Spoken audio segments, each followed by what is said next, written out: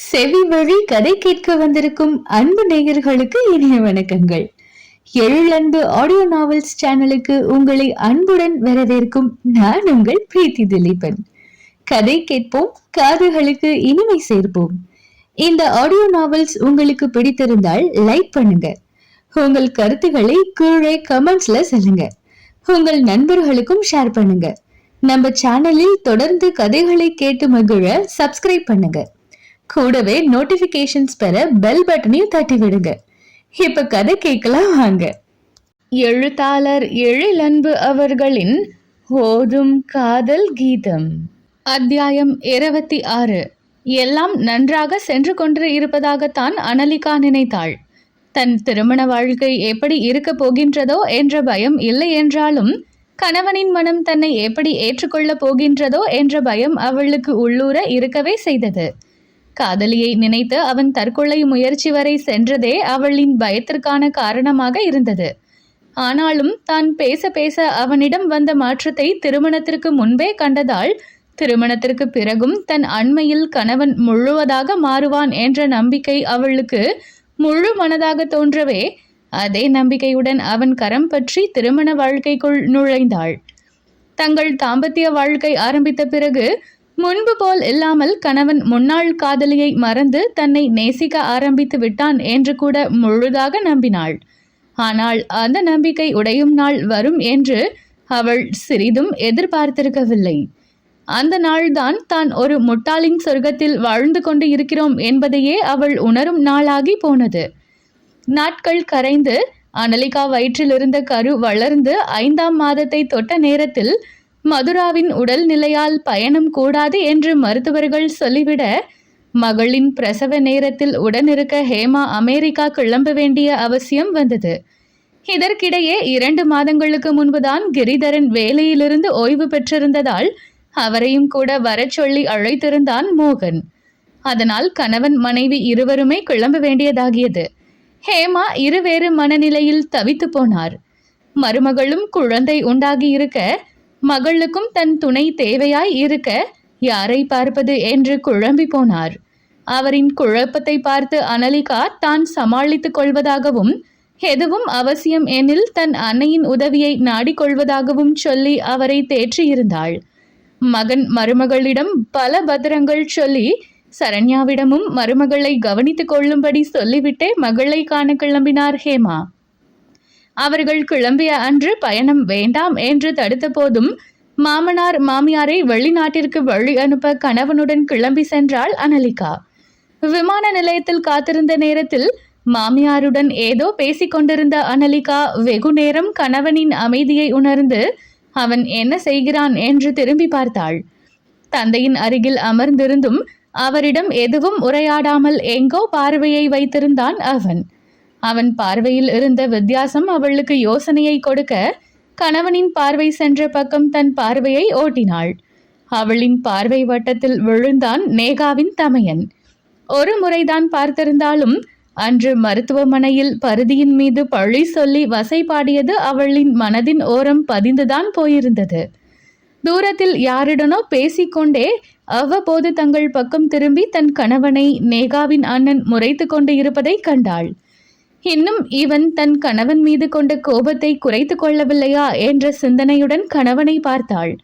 லேசான அவஸ்தையும் தயக்கமும் கெஞ்சலுமான பார்வையை நேகாவின் அண்ணனுக்கு கொடுத்து கொண்டிருந்தான் அவளின் கணவன்.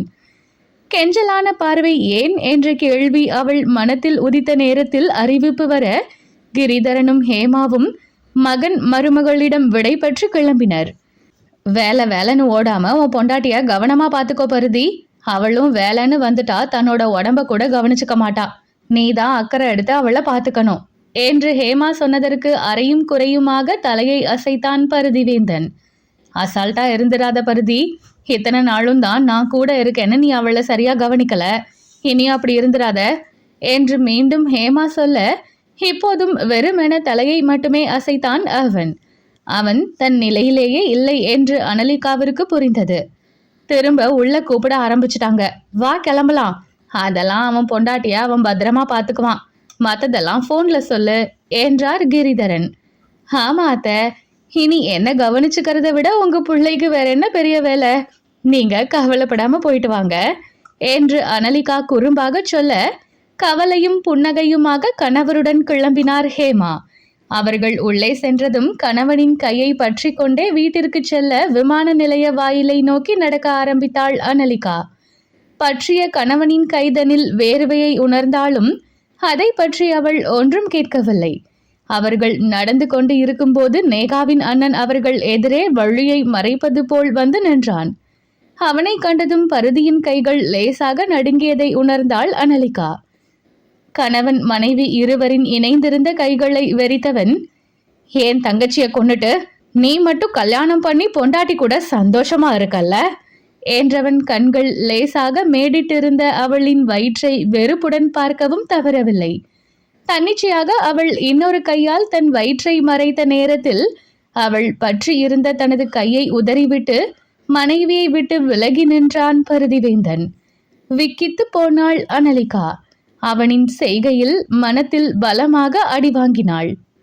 மனைவியின் மனத்தை காயப்படுத்தி கொண்டு இருக்கிறோம் என்பதை அறியாமல், இல்ல நரேன் என்று தயக்கத்துடன் ஏதோ பருதி சொல்ல முயல, என்ன இல்ல அதான் கண்ணு முன்னாடி பாக்குறேனே என்று அனலிகாவின் வயிற்றை சுற்றி காட்டியவன், இந்த இடத்துல இருக்க வேண்டியது ஏன் தங்கை. அவளை கார்ல அழைச்சிட்டு போய் கொன்னுட்டு நீ மட்டும் கல்யாணம் முடிச்சு இப்ப புள்ளையும் பெத்துக்க போற. ச்சே, இதுல அவளை 2 வருஷமா காதலிச்சேன்னா அப்படி உருகுன. அதெல்லாம் போயின்னு இதோ நிரூபணம் ஆகிருச்சுல. உன்னையெல்லாம் அப்பவே போலீஸ்ல புடிச்சு கொடுத்திருக்கணும். என்னோட அப்பா தான் கம்ப்ளைண்ட் கொடுத்தா மட்டும் நம்ம பொண்ணு திரும்ப வந்துட போறாளான்னு தடுத்துட்டாங்க. அப்ப நீயும் சீரியஸா இருந்ததை பார்த்து ஓ மேல தப்பு இருக்காதுன்னு வேற அவரு நம்பிட்டாரு. ஆனா நான் நம்பவும் மாட்டேன்.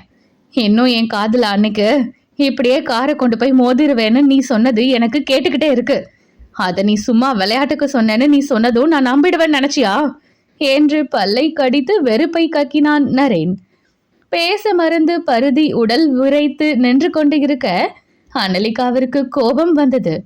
ஹலோ மிஸ்டர், என்ன பேசிட்டு இருக்கீங்க என்று அனலிகா அதட்ட, அனலிகா பேசாம இரு என்று இறுகிய குரலில் சொன்னான் பருதிவேந்தன்.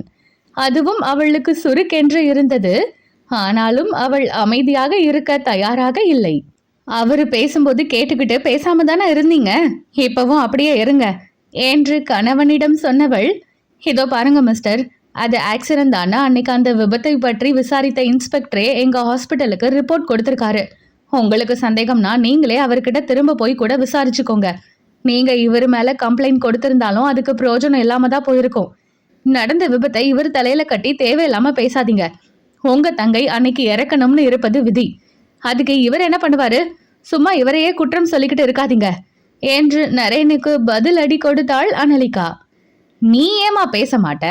இவன் இதோ குத்துக்கல்லாட்டம் இருக்கான், நீயும் அவனை கட்டிக்கிட்ட. ஆனா செத்து போனது ஏன் தங்கச்சி தானே. உனக்கு என்னமா வலிக்க போகுது? வலியெல்லாம் எங்களுக்கு தானே. சீராட்டி வளர்த்த பொண்ணு செத்து போயிட்டாள்னு எங்க அம்மா தனக்குள்ளேயே முடங்கி இப்ப நடமாட்டமே இல்லாம இருக்காங்க. அப்பா மகளோட இறப்ப தாங்க முடியாம ஹார்ட் அட்டாக் வந்து மறு ஜென்மம் பொழைச்சு வந்திருக்காரு. இன்னும் என் தங்கச்சி இல்லைங்கிறத ஏத்துக்க முடியாம ஒவ்வொரு நாளும் நான் துடிச்சுக்கிட்டு இருக்கேன். இதெல்லாம் உனக்கும் என் தங்கச்சியை காதலிக்கிறேன்னு பாவலா காட்டிட்டு அவ இறந்ததும் இப்ப கல்யாணம் பண்ணி சந்தோஷமா இருக்கிற உன் புருஷனுக்கும் எங்க தெரிய போகுது? என் தங்கச்சி கூடவே சந்தோஷத்தையும் இழந்தது நாங்க தானே. அந்த கஷ்டம் எங்களுக்கு தான் தெரியும் என்று வேதனையுடன் உரைத்தான் நரேன். அதுக்கு நாங்க என்ன பண்ண முடியும் மிஸ்டர்? உங்க வருத்தம் புரியுதுதான், அதுக்காக நீங்க இவரை குறை சொல்வீங்களா என்று அனலிகா கேட்க, அதுவரை அமைதியாக இருந்த பருதி, நீ கொஞ்சம் வாய மூடுறியா என்று மனைவியை அதட்டினான். இல்ல பருதி, அவரு உங்களை என்று மேலும் பேச முயன்றவளை கடுமையாக முறைத்து, உன்னை வாய மூட சொன்ன. நரேன் சொன்னதுல எந்த தவறும் இல்ல. என்னோட நேகா என்னை விட்டு போக நான் தான் காரணம். நான் தான் கவனமா இல்லாம அவளை கொன்னுட்டேன். அவளை கொன்னுட்டு நான் மட்டும் உன் கூட எந்த உறுத்தலும் இல்லாம குடும்பம் நடத்திக்கிட்டு இருக்கேன். இப்ப கூட எனக்கு அதையெல்லாம் நினைக்க என் உடம்பே கூசுது. ச்சே, நான் சொல்ல கேட்காம என்னை இந்த நிலைமைக்கு கொண்டு வந்து விட்டதே நீதான். உன்னாலதான் இப்ப என் நேகாவுக்கு துரோகம் பண்ணிட்டேன். என்ன பேசுகிறோம் என்று தன் உணர்விலேயே இல்லாமல் அவன் வார்த்தைகளை விட 3ஆம் மனிதனான நரேன் முன்பு கணவன் பேசிய வார்த்தைகளை தாங்க முடியாமல் துடித்து போனாள் அனலிகா. மனைவியை வலிக்க காயப்படுத்தி விட்டோம் என்பதை உணராமல் நரேனின் புறம் திரும்பி, நீங்க சொன்னது சரிதான் நரேன். நேகா இறந்த பிறகு அவளை பத்தி நினைக்காம இவளை கல்யாணம் பண்ணி என் நேகாவுக்கு துரோகம் பண்ணிட்டேன். நான் வேணாம்னு சொல்ல சொல்ல கேட்காம இவளும் என்னோட பெத்தவங்களும் இந்த கல்யாண பந்தத்துக்குள்ள தள்ளிட்டாங்க.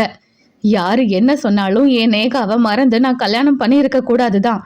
என் நேகா கிட்ட கேட்க முடியாத மன்னிப்ப இப்ப நான் உங்ககிட்ட கேட்கிறேன் நரேன், என்ன மன்னிச்சிருங்க என்று அவன் நரேனிடம் கை கூப்பி மன்னிப்பு கேட்க, சுக்கல் சுக்கலாக உடைந்து போனவள் என்னவோ அனலிகாதான். அவன் கையை கூப்பவும் என்ன சொல்வதென்று புரியாமல் தடுமாறிய நரேன் கமறிய தொண்டையை சரி செய்து, நீங்க மன்னிப்பு கேட்டதும் எங்க நேகா வந்துட போறாளா என்ன? எங்க இழப்புக்கு முன்னாடி உங்க மன்னிப்பு எல்லாம் ஒண்ணுமே இல்ல என்றவன் விருட்டென்று அங்கிருந்து கிளம்பி விட்டான். அவன் போவதையே பருதி இயலாமையுடன் பார்த்து கொண்டு நிற்க, கணவன் கொடுத்த காயத்தை தாங்க முடியாமல் உள்ளூர துடித்து போய் உறைந்து போய் நின்றாள் அனலிகா. என்ன சொல்லிவிட்டான் இவன் என்று அவன் சொன்ன வார்த்தைகளையே மீண்டும் மீண்டும் நினைத்து தன் காயத்தை இன்னும் பெரிதாக்கி கொண்டாள் அனலிகா. இன்னொருத்தியை காதலித்தவன் என்று அறிந்தேதான் அவன் மீது காதலில் விழுந்து அவளை தான் விரும்பி திருமணம் முடித்து கொண்டாள். அதை அவளே மறுப்பதற்கு இல்லைதான். ஆனால் அவளுடன் வாழ்ந்து தங்களின் இல்லற வாழ்க்கைக்கு சாட்சியாக ஒரு உயிரும் அவள் வயிற்றில் உதித்த பிறகும் தங்கள் திருமணத்தை அவன் இரண்டாம் பட்சமாக நினைக்கிறான் என்றால் அப்போது தன்னுடன் வாழ்ந்த வாழ்க்கைக்கு என்ன அர்த்தம் என்ற கேள்வி அவளுக்கு எழுந்தது. அதிலும் பேச்சுக்கு பேச்சு என் நேகா என்றவன் தன்னை ஒரு பொருட்டாக கூட நினைக்கவில்லை என்பது மனைவியாக அவளுக்கு விழுந்த அடி அல்லவா? அவள் அவனின் நேகா என்றால் அப்போது தான் யார் என்ற கேள்வி பிறந்தது. தன்னை திருமணம் செய்து நேகாவிற்கு துரோகம் செய்து விட்டதாக கணவன் சொன்ன வார்த்தைகள் இப்போது மனைவியாக அவளுக்கு அவன் இழைத்த துரோகம் அல்லவா? அப்போது தான் யாரோ என்றுதானே அர்த்தமாகிறது. அப்போது தான் அவனுடன் வாழ்ந்த வாழ்க்கைக்கு பெயர் என்ன என்ற கேள்வி அவள் முன் பூதாகரமாக எழுந்து நின்றது. காயம்பட்ட மனம் துடியாய் துடிக்க அவள் தனக்குள் இறுகி போனாள். அவளுக்கு காயம் கொடுத்தவனோ தன் நினைவிலேயே இல்லை, நேகாவின் நினைவில் இருக்கிறான் என்று புரிந்து போக அதன் பிறகு அவன் முகம் பார்க்க கூட இல்லை அவள். இருவரும் இருவேறு மனநிலையில் வீடு வந்து சேர்ந்தனர். அதன் பின் கணவனை பொருட்டாக கூட நினையாமல் தன்னுடைய இந்த வாழ்க்கைக்கு என்ன அர்த்தம் என்று நிறைய யோசித்தாள். அவள் அந்த யோசனையில் இருக்க பருதியோ தான் என்ன பேசினோம் என்பதை கூட மறந்து பைத்தியக்காரன் போல் ஏதோ நினைவிலேயே இருந்தான். அவன் அப்படி இருந்தாலே பேசி உடனே அவனை சரி செய்துவிடும் அனலிகா இந்த முறை அவனை என்னவென்று கூட கேட்கவில்லை. அதையும் கூட அவன் உணராமல் தான் இருந்தான் என்பதுதான் பெரும் வேடிக்கையாகி போனது. அன்று இரவு கணவனுக்கு முதுகை காட்டி படுத்திருந்தாள் அனலிகா. படுத்து விட்டாலும் உறக்கம் என்பது அவளை சிறிதும் ஆண்டவில்லை. அவளின் செவிகள் இன்னும் கணவன் பேசிய வார்த்தைகளை தான் அவளுக்கு மீண்டும் மீண்டும் ஒலிபரப்பி கொண்டு இருந்தன. கட்டிலின் இன்னொரு பகுதியில் படுத்திருந்த கணவனின் அசைவில் அவனும் தூங்கவில்லை என்று அவளுக்கு நன்றாகவே புரிந்தது. ஆனாலும் அவன் புறம்பே அவள் திரும்பி பார்க்கவில்லை. நள்ளிரவு நெருங்கி கொண்டிருந்த நேரத்தில் அறையின் கதவு திறக்கப்படும் சத்தத்தில் புருவத்தை சுருக்கினாள். இந்த நேரம் எங்கே செல்கிறான் என்ற கேள்வி தோன்றினாலும் எழுந்து பார்க்க அவளின் மனம் இடம் கொடுக்கவில்லை. அதுவும் சிறிது நேரம்தான். திடீரென ஏதோ தோன்ற விழுக்கென்று எழுந்து வேகமாக அறையை விட்டு வெளியே சென்று அவன் எங்கே என்று தேடினாள். வீட்டினுள் எங்கே தேடியும் அவன் இல்லாமல் போக வாசல் கதவை பார்த்தாள். அது உட்புறமாகத்தான் பூட்டியிருந்தது. பின் சற்று கவனித்து உள்ளுக்குள் இருந்து செல்லும் மாடிப்படியில் ஏறி பார்க்க மொட்டை மாடி கதவு திறந்திருந்தது தெரிந்தது. உடனே மேலே ஏறி சென்று பார்த்தவள் அங்கே கண்ட காட்சியில் உயிர் துடித்து போனாள். மாடியின் சுற்றுச்சுவர் மீது ஏறிக்கொண்டு இருந்தான் அவளின் கணவன். அவள் பயந்து தேடி வந்ததே இப்படி எதுவும் முடிவெடுத்து விடுவானோ என்று நினைத்துதானே. அதுவே அங்கே நடந்து கொண்டு இருந்ததில் பதறி போனவள் விரைந்து சென்று அவன் கையை பிடித்து கீழே இழுத்தாள். அவன் தடுமாறி இறங்க, என்ன பண்ணிட்டு இருக்கீங்க என்று கடுமையுடன் கேட்டாள். என்ன என்ன பண்ணின? ஏதோ கனவிலிருந்து விழித்தவன் போல் கேட்டான். அதான் இப்ப பண்ண போனீங்களே, அது என்ன என்று கேட்க அவனோ புரியாமல் முழித்தான். நான் ஒன்னும் பண்ணல, சும்மா இங்க வந்து நின்ன. நீ எதுக்கு இந்த நேரம் மாடி ஏறி வந்த? வா கீழே போகலாம் என்று எதுவுமே நடக்காதது போல் அவள் கையை பற்றியபடி மாடிப்படி பக்கம் திரும்ப அனலிகாதான் குழம்பி போனாள். மாடியிலிருந்து குதிக்க இருந்தவன் இப்போது ஒன்றுமே நடக்காதது போல் ஏன் இப்படி நடந்து கொள்கின்றான் என்ற புரியா குழப்பத்துடன் அவனுடன் கீழே இறங்கி வந்தாள். அறைக்கு வந்ததும் மணியை பார்த்தவன், இவ்வளவு நேரம் தூங்காம என்ன பண்ணின? தூங்கு என்று அவளை கட்டிலில் படுக்க வைக்க அவளுக்கு ஒன்றுமே புரியவில்லை. பருதி, நீங்க என்று அவள் எதுவோ கேட்க முயல, எதுவா இருந்தாலும் காலையில பேசலாம், இப்ப தூங்கு, எனக்கும் டயர்டா இருக்கு என்று அவளின் அருகில் படுத்து விட்டான். அவனின் நடவடிக்கையின் காரணம் புரியாமல் அவளுக்கு குழப்பம்தான் மிஞ்சியது. கணவன் பேசிய வார்த்தைகளின் பாதிப்புடன் சற்று முன் அவன் செய்யவிருந்த காரியத்தின் வீரியமும் அவளை கடுமையாக தாக்கியதன் விளைவால் அடுத்து வந்த 4 நாட்களாக நன்றாக யோசித்து அந்த முடிவை எடுத்திருந்தாள் அனலிகா. விவாகரத்து.